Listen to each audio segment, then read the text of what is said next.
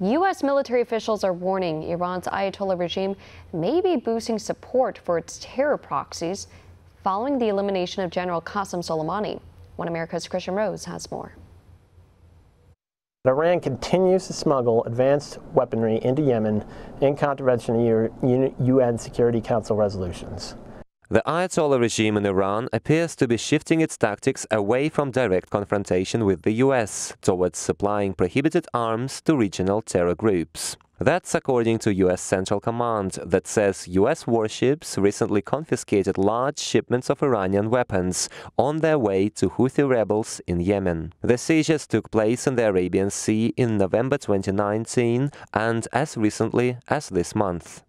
The seized material included 150 De La Via Iranian-made copies of the Russian Kornet anti-tank guided missile and 3 Iranian-designed and manufactured 358 surface-to-air missiles. Pentagon officials say over the past years, the U.S. Navy intercepted a total of 6 illicit shipments of weapons from Iran, but the latest 2 came within a very short period of time.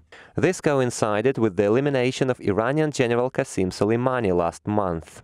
Officials say Soleimani's death did not hinder Iran's ability to proliferate UN-prohibited arms. Following these latest seizures, the State Department announced new sanctions on top Ayatollah regime officials. Today, the Trump administration is taking action to hold the Iranian regime accountable.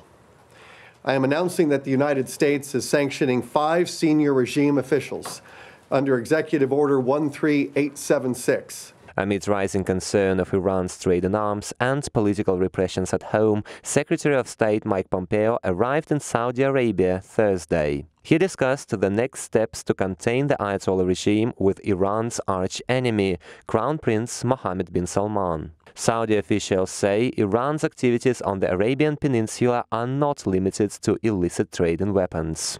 The Iranians attacked the facilities, but then they asked the Houthis to take the blame for it. And I think that sent a wake-up call to the Houthis that they are not partners with Iran, but they are tools for the Iranian regime to use as they see fit. Saudi officials also say they are advancing talks with the Houthis to end the civil war in Yemen and curb the Ayatollah's influence on the Arabian Peninsula. But Iran continues to raise stakes in the conflict by sending more and more arms to the rebels. And by intercepting these shipments, the US is fulfilling its UN mandate to uphold international law in the region. The seizure is consistent with the historical pattern of Iranian smuggling of advanced weapons to the Houthis in Yemen, including specific similarities to recent seizures of weapons that a UN panel has reported to be of Iranian manufacture. Pentagon officials say they expect Iran to continue attempts to breach the arms embargo imposed by the UN. Meanwhile, the US Navy's mission in the Arabian Sea continues. Kristian, Rouz, One America News. Want to see more videos like this?